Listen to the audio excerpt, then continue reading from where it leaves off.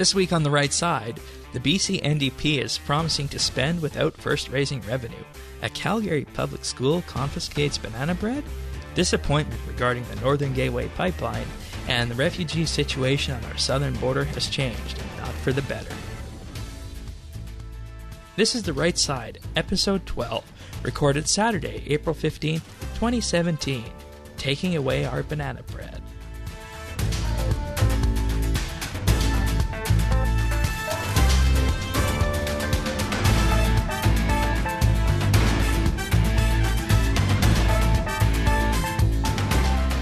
Hello everybody and welcome to another episode of The Right Side. This week, just your co-hosts here, Shane and Patrick. Welcome back. It's good to be back again. Hopefully everyone's doing great after this wonderful week of April. Yeah, the Easter long weekend.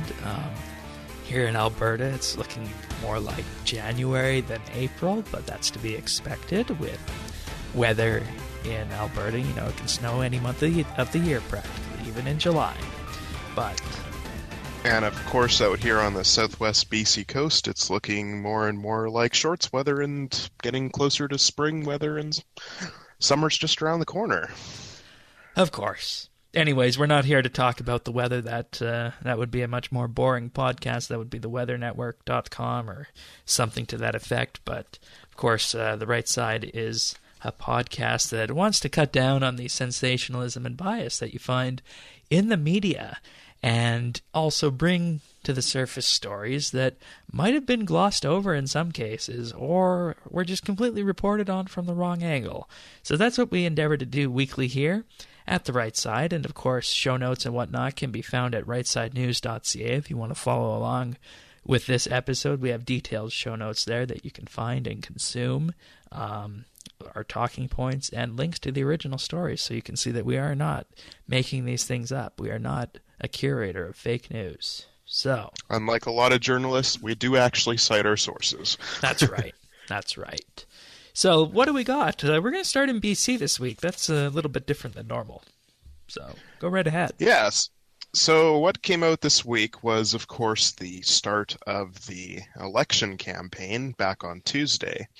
And with it came a bunch of articles just trying to figure out what exactly both of the main parties, the Liberals and the NDP, are actually going to be doing, and what they're promising, and how they're going to pay for those promises if they keep them.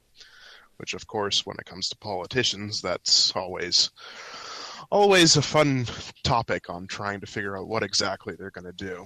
So, an article came out this week that said Horgan is set to miraculously spend big and balance the books. So basically, the BC NDP leader, John Horgan, he's already making massive election promises. He's promised to eliminate toll bridge fees on the Lower Mainland.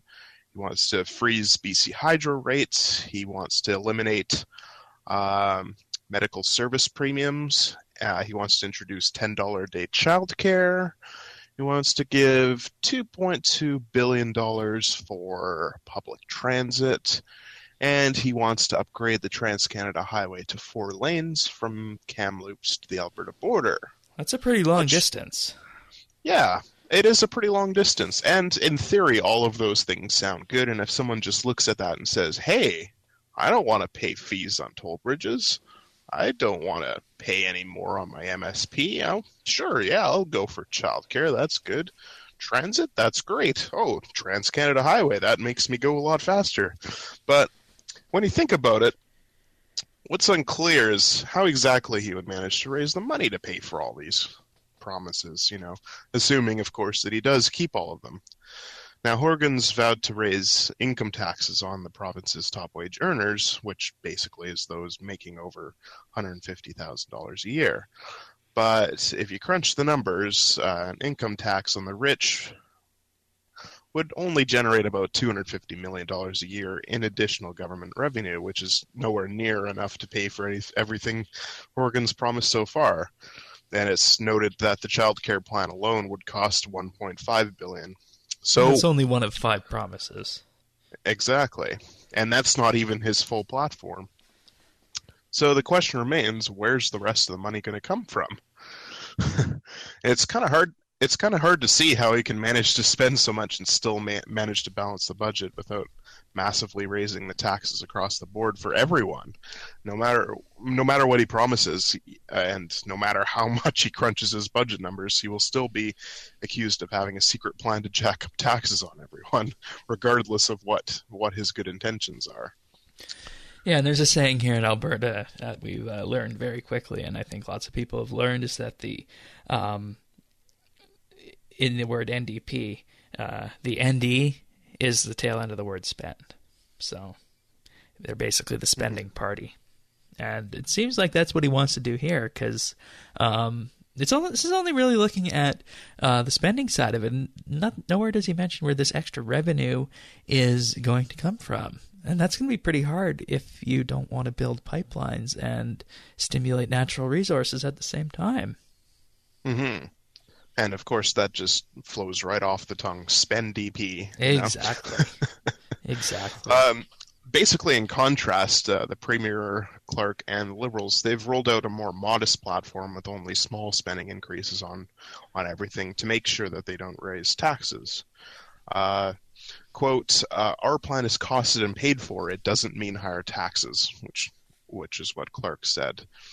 And I think this whole issue kind of just highlights the problem with many NDP policies. I mean, the goals to improve the quality of life, they're admirable, but I think that sending the province massively into debt or raising taxes on everyone to pay for these promises doesn't really help the quality of life for anyone. And the reason for that is because anytime you raise taxes on people with large amounts of income, who, by the fact that they bring in large amounts of income, are also the most mobile parts of the population, that basically says to these people that this tax is a tax that is, you're going to be sending more of this money towards the government. And, from a pure economics perspective, that doesn't necessarily spur investor confidence that if I'm going to come to your province and be successful, I'm going to have to ship a larger portion of my profits to this government that's spending here, when they're not looking at revenue aside from taxes. And that's going to be a little bit worrying for any businesses who basically have a full economic plan that looks 5 to 10 years out. Mm-hmm. And I think the importance of balanced budgets and not going into debt, I don't think we can overstate it enough, and I think it's something we've also talked about on previous shows quite a bit. The right side, number 7, and I think number 9 as well, if I remember correctly. Yeah, those would have been budget days in Alberta and Canada. Yeah, which you can also find on rightsidenews.ca if you want to go have a look at those articles and the show notes that we talked about those. So I think that we're just going to have to see when the rest of the election campaign unfolds, and we'll have to see what happens with all these promises and how exactly he's going to pay for them and where the money's going to come from. Yeah, and it's going to come down to also how much is this talked about in the media, and how much the population wants to remember back to the 1990s NDP government in BC, and how that felt back then, and what that could look like in a modern format. So, it really is a time for everyone to be considering the options out there. And I think the media and the news organizations who, sugarcoat one side or the other are really doing the population a disservice on that, because people who are just consuming media at the end of the day don't have the time to go in and look for all the individual details. And the vast majority of people are just going to watch the news and hear what happens, or what they say, what their narrative is. And that, could entirely be missing a look back at the 1990s BC NDP government, or what's happening here in Alberta, or even the Bob Rae government from Ontario. So elections have consequences, and it's the job of the people to be informed, but the media should also feel a burden of that and ensure that they are informing the people, the populations, adequately about the history of elections that are looking similar to what's going on here in BC right now. Yeah, and to just take one small issue on this whole thing, the toll bridge fees, the Liberals first said that they were going to reduce the fees as the bridges get paid for, and as their economic return, they want to have it balanced completely so they're not taking in more money than they're paying into the maintenance and the construction of the bridges. And the NDP just came out a few days after that and said, well, we want to get rid of the fees completely. So, of course, the media reports on this about how the NDP is trying to one-up the Liberals and say that they're basically trying to hijack them. And it wasn't really reported on fairly because it basically gave the impression that the NDP are going to go further than the Liberals in their economic promises and why it seems like they're doing a much better job. Whereas the Liberals' plan wouldn't really cost us any more money because they wouldn't be taxing us to make up the difference. That's right. And see, that's the crux of the matter here, is that, yeah, okay, so the point that was missed is that this was a pure political play by the NDP, whereas the media is reporting it as, a plank of the NDP platform, when in reality it's going to have consequences. So it needs to be looked at from both sides, and that's what we're here to do. Mm-hmm. All right. Anything else on BC that you want to talk about with this? Or does that do it? I think that's good. I think we've gone as far as we can without, adding more taxes on the lower class. Or right? falling into the ocean if we keep walking out that way, right? Yeah. Let's turn to the east a little bit. Yes, the east. I never thought I'd hear Alberta called the east, but anyways, here we are. So this week's story relates to the school board system in Calgary. So much so, this issue has forced Education Minister David Eggen to weigh in after a boy was banished from class over not a dangerous toy or doing something bad, but bringing banana bread to school. So, quoting from the Calgary Herald here, last week a Calgary mother said her son was food shamed by being removed from class at a Calgary Board of Education school to eat his snack of banana bread after his teacher allegedly said it wasn't sufficiently healthy compared to fresh fruits and vegetables. David Eggen, the education minister, released a statement on Monday reading, "While it is important that our students learn about healthy meal and snack choices, Alberta Education aims to ensure all students are safe, welcome, and cared for while at school." He continued on saying, "Certainly I would encourage the school board to reach out to the parent, and all parents are always welcome to reach out to Alberta Education for assistance as well."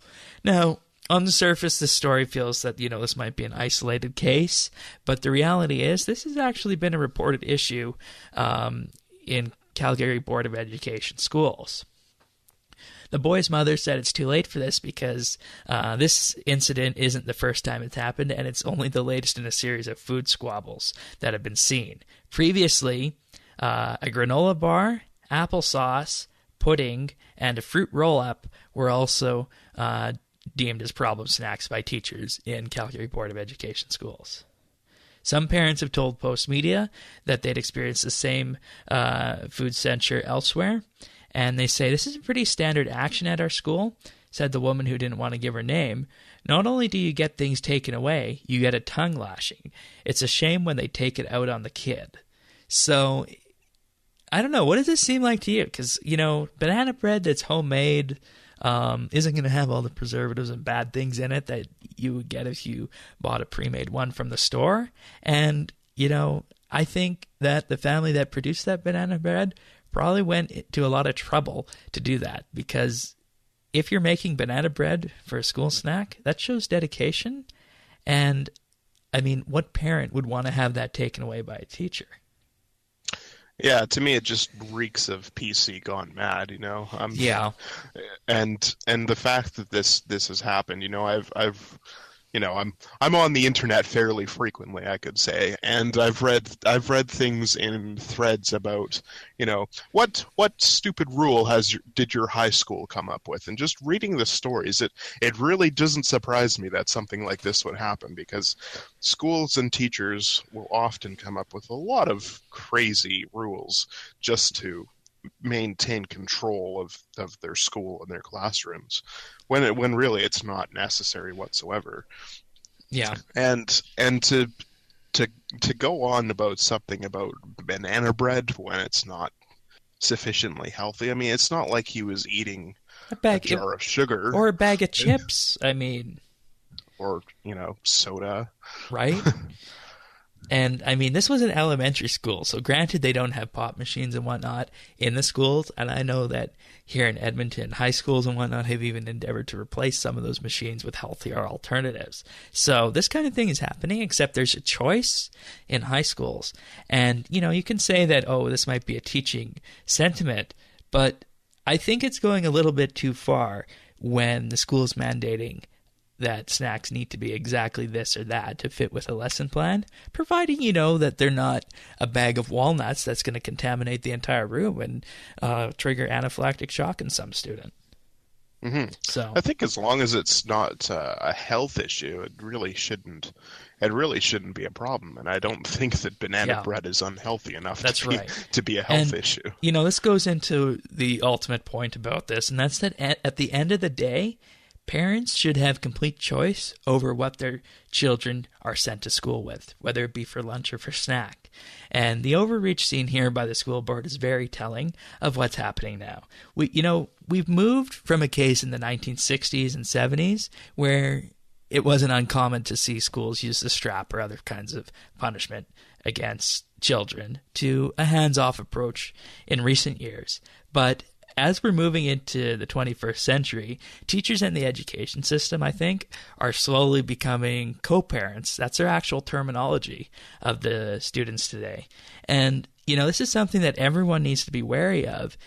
Parents, absolutely, but everyone in general needs to be wary of, because the Alberta education curriculum is due to have a rework in the next couple of years. So this is definitely something that's going to be thought of. And the reason for this, even if you don't have students in a public education system in Alberta, is because as a taxpayer, everyone who pays tax in these jurisdictions is a funder of public education. So we have a stake in what goes on in schools, even if we don't have students in those schools. And parents absolutely have a stake in this. Right, and I think it's something that said a lot, the phrase is kids are the future, and they are the future of the province and whatnot. And if we aren't keeping a close eye on what the education system is doing, we really do, not just the children and the teachers and the system itself, but the entire province's future and the country's future as a whole. We do it a disservice by not being able to look at some of these just crazy regulations and striking them down for the absurdity they are. Yeah. When I saw this, this was not just in Alberta. It almost read like a satire article that was everywhere across the country. So yeah, this is a type of article that you'd find on something where it says "not the Onion." It's not satire, and The Onion is a news website that publishes purely satire for anyone who has not visited The Onion before. Mm-hmm. And it really read like something like that, and it was broadcast nationally. Like we found this on a lot of local and provincial news as well, and the fact that this actually happened is just makes me shake my head. Yep, overreach of the state into education and co-parenting of children. It's not right. No. All right, so moving on to Canada now. Even though this is kind of a BC story, it affects all of Canada. So, what do you got? The quote is, "We are very disappointed. The loss of the Northern Gateway is devastating for many First Nations," which chiefs say. So, basically, the story came out in November, shortly after the federal election, that Justin Trudeau was going to cancel the Northern Gateway pipeline project, which would span from the refineries northeast of Edmonton across, basically straight west towards the port city of Kitimat in BC along the coast. Most Aboriginal communities in northern BC impacted by the Northern Gateway Pipeline actually supported the $7.9 billion project and are angry that the Prime Minister, Justin Trudeau, rejected it. This is said by representatives of three of the bands. Elmer Ghostkeeper of the Buffalo Lake Métis settlement, the Chief Elmer Derrick of the Gitxsan Nation, which is in northwest BC, and Dale Swampy of the Samson Cree Nation said that they are all disappointed in the political decision, which they say was made without their input. And before we go any further, I think it's worth noting that Northern Gateway was approved by the National Energy Board. Mm-hmm. So Ghostkeeper, who was representing the bands in favor of the pipeline at a meeting of energy industry leaders in Calgary, he said that more than 30 of the 42 First Nation bands along the so-called impact zone of the pipeline were actually in favor of the Northern Gateway Pipeline and were looking forward to working with the government and the companies on the construction and sharing in the long-term economic benefits that would, greatly impact the rural areas subject to the poverty. Said Ghostkeeper, quote, their expectations were really raised with the promise of the $2 billion set aside in business and employment opportunities. Equity was offered to the Aboriginal communities, and with the change in government, that was all taken away. We're very disappointed. Elmer Derrick, whose Gitxsan band resides in the northwestern BC region of Skeena, said his band was supportive from the outset, but the Prime Minister didn't want to hear from supportive communities. He said, quote, the fact that the Prime Minister chose not to consult with people in northwestern BC disappointed us very much, he said. Dale Swampy said that some of the bands are discussing legal action against the federal government for rejecting the project without proper consultation. He said, quote, they understand that it was a political decision and not a decision acting in the best interest of Canadians. They weren't asked about the financial effect, the lost employment. They're trying to get themselves out of poverty, the welfare system that they're stuck to, and every time they try and do something like that, their hope is destroyed. So basically, Trudeau killed Northern Gateway back in November, as we said before, and the project had received regulatory approval from the National Energy Board as well as approval from the previous Conservative government. And this was after a decade of planning and more than $500 million in spending.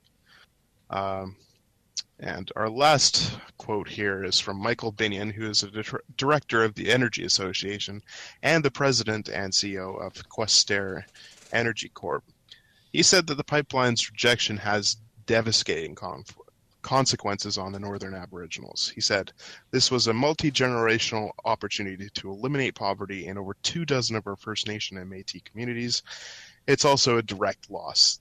These communities have put 2 years or more of their lives into this, and they've invested legal fees and money in reaching these agreements to share in the benefits of the pipelines going through their traditional use areas. This is a really disappointing story because, this pipeline, along with Keystone, was, two of the ones that were the most advanced along in the process. Keystone was ready to go. It was just awaiting approval from the U.S., which we got now. Northern Gateway had approval, and it didn't need anything else because it had NEB and government approval because it wasn't crossing any borders. And, I think this is just typical after what we talked about of potentially moving the NEB to Ottawa from Calgary last week. I think that was on the show. The Trudeau government doesn't care about this. And, if you look at the map, you just got to look at the map and realize that the vast majority of the seats out there that this passes through are Conservative seats. So the calculus behind this is, we don't have these seats. We don't need to worry about it.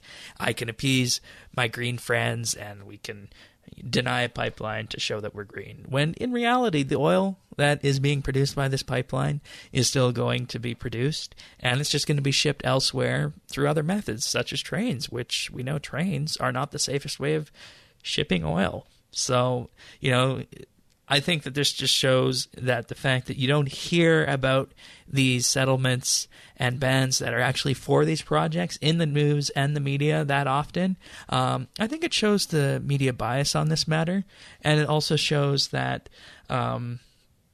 in many ways that things are still very focused around the Ottawa and Quebec area of this country. And this is a huge story for Western Canada, but it really doesn't gain much traction now that it's been disapproved. Mm-hmm. Yeah, and I think something else that's really important is to note that the duty to consult with First Nations on the issues regarding their land, it's been a legal right entrenched constitutionally for over 250 years, going back to the Royal Proclamation of 1763. I mean, it's been in our legal rights for so long, so many generations. And the Trudeau government, they decided to cherry pick on which First Nations are consulted. It sets a dangerous precedent for future deals with other First Nations on different issues. Yeah, not only for projects that are, friendly and within the Liberals' interest, but this also opens up future Conservative governments to do the same thing for projects that are within their interest, to only consult with people that agree with them. So not only is it dangerous for the current government, it's a dangerous precedent for future governments from the different side. Yeah, and with Canada's economy failing since Trudeau took power, one would think the massive project that would benefit a region of Canada that has a hard time supporting itself economically, you'd think that would be a no-brainer, but I think it's really clear that Trudeau's focused on making himself look good politically rather than do the right thing and ensure Canada's energy independence as well as growing the economy. He's also focused on making himself look like other things, but that's a topic for another show. Yeah. And it's clear that energy independence is not his priority. Indeed. All right. Well, that goes from one contentious story off to the next contentious story. In our firing line segment, we're having another look at the situation on our southern border. Border Services officer assaulted by asylum seeker detained for criminal past. Nearly half of recent illegal border crossers have criminal records, says the CBSA union. So, nearly half of all asylum seekers coming into Canada through Manitoba illegally over the past few weeks are being detained for serious criminal records, suggesting the profile of, quote, would-be refugee claimants is changing, according to the union representing Border Patrol officers. One of these asylum seekers assaulted a female Canadian Border Services officer as he was being sent to lockup at the Emerson, Manitoba port of entry last weekend. 37-year-old Ahmed Aden Ali from Minneapolis crossed on April 8th at 1 a.m. He was apprehended by the RCMP after crossing and taken to the nearest CBSA office in Emerson, Manitoba. Following this, he assaulted a female officer and caused damage to the fire sprinkler in a cell, which is, of course, the damage of property. Then there's also an interesting part of border crossing law where someone can be criminally inadmissible to Canada, and this can include crimes such as theft, assault, manslaughter, dangerous driving, driving while under the influence, and possession of or trafficking in drugs or other controlled substances. So as you can see here, the assault on the Border Services officer could definitely make him criminally inadmissible to Canada, in addition to any other former charges that he had. The local MP, Conservative Ted Falk, commented that he was very happy to hear that the officer's back at work and it wasn't a serious incident. However, he feels that Justin Trudeau's tweet saying, "Welcome to Canada, no matter who you are and where you come from, there's a place for you in Canada," was reckless and is a contributing factor to the influx of illegal border crossers on our southern border. This past week, Public Safety Minister Ralph Goodale was questioned in the House by the opposition. Goodale said that the data from March should be available in the next number of days. And this doesn't at all begin to address the issue that our border has become weak, and by giving a non-response, the Liberal government is signaling that this is not an issue to them. When nations cease to have a meaningful border, they cease being a nation.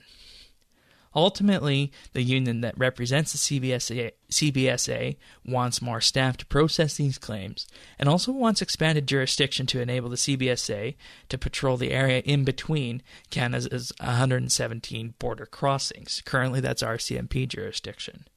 And then there was also a new poll this week released by Angus Reid Research that says 50% of Canadians say that there is either a huge security risk or a significant security risk. Breakdown there is 20 to 30% that criminals and other dangerous individuals will be crossing the border. 43% say that there is a minor risk, while 7% say there's no risk at all. Overall, 37% polled say that we should be concerned about the threat posed by these arrivals, and 24% say we should be focused on the opportunity to help them. Meanwhile, 38% are unsure.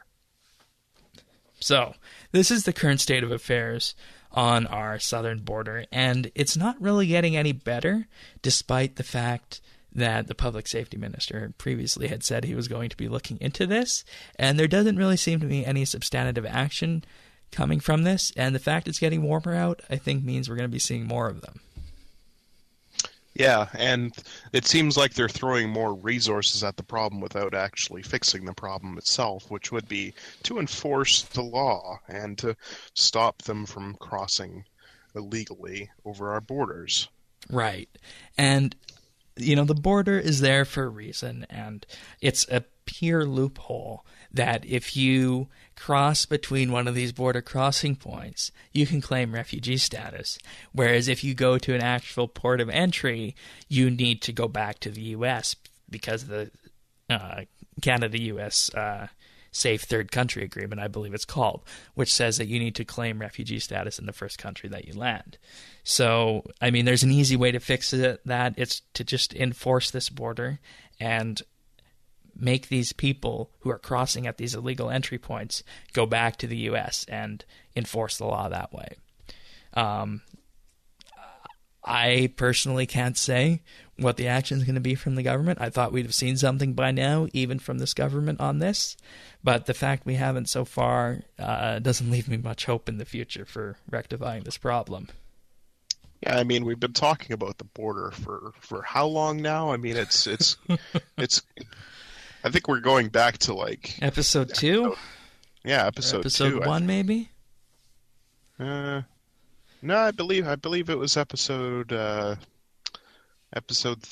I think it was. Yeah. But 4. But regardless, I think that the fact that this has been going on for so many weeks now, it's not getting better, and they don't seem to be doing anything about it other than assigning more officers to the region. It just seems like the answer that they're giving us is saying that we're fine with this. Yeah. We're fine with the border being porous. And we're fine with them coming over here. You can put more officers on it, but those claims are still going to be there and they need to be dealt with. So, it's a problem with the way that agreement is struck, and, it would be really easy to pass a law to just say that if you cross our border at any other point and you're coming from the U.S., you need to go back to that country as per the existing agreement in place, which, it would be easy to do. But before we move on, just a quick aside about this.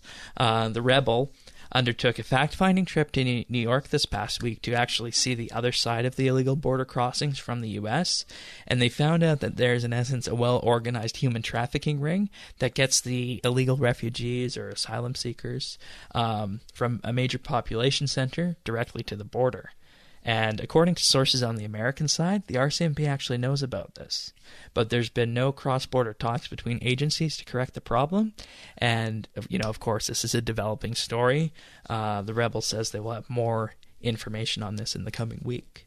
So, very interesting to see the U.S. side here, and the fact that they say that the RCMP is aware of the fact that it's really organized on the U.S. side. So, the government should be aware about it here too then. So, yeah, I think the simple solution here is to enforce the law. The law's there for a reason. It's there to protect Canada, Canadian citizens, and Canadian interests. And I would think that it would be a Canadian interest to make sure that people aren't crossing over illegally. Yeah. And to make sure that they're vetted too, through the immigration claims. Exactly. Make sure that the people coming to Canada are worthy of being here, and that not just in beliefs, but just simply that they aren't criminals, which according to this article almost 50% of them are. Yeah, and that's extremely worrying. The border needs to be protected. And, this takes us nicely into our word of the week, believe it or not, which is border. These tie in nicely together, as you can see. It's almost like someone designed it to do that. But a border is a line separating two political or geographic areas, especially countries. And the example they give is the German border with Denmark. And there should be border patrols here. And a more general definition is a district line separating two political or geographic areas. So it's quite clear what the definition of a border is. And as we mentioned previously, if a border isn't enforced, the nation ceases to be a nation, and that's not good for anyone living here. So, like you said, the simplest answer is to enforce the law, and it's just baffling as to how it's gone on this long, and there has been no meaningful response from the government on this. Yeah, I mean, hopefully they'll give us some new material to talk about in the coming weeks and the next few episodes, and hopefully it'll be solved by the time our podcast is into the episode 20 or so. No, I was saying but 100s. Yeah, more likely it'll be in the hundreds before they do anything about it. But I mean, hopefully they manage to figure out that they should, keep the border clear and that they can't be letting this go on. Indeed. So while you guys enjoy hearing us talk about the news weekly and highlighting cases of sensationalism and bias in the media, next week we're going to take a break from that, and we're actually going to do a rundown of all of the candidates, well, not all of the candidates, but I think the important ones running for the leadership of the Conservative Party. I think that was our general consensus on that. Yeah, and we'll be able to talk about the issues surrounding the leadership election, the major players, and what they're going to do, what they promise, and kind of a little bit about them and what their platforms are, because I think that's something that hasn't really been discussed in the mainstream that often, and I think it's important for people to know who they're actually going to be able to vote for. And if you're someone who doesn't support the current government, or who doesn't support the sort of policies that are going on and what we're highlighting week to week, it'll be a very interesting episode and something that you might want to tune into. Indeed, and of course all that will be available at rightsidenews.ca. Thank you for sharing your time with us, everyone, and we'll see you next week. We'll see you then.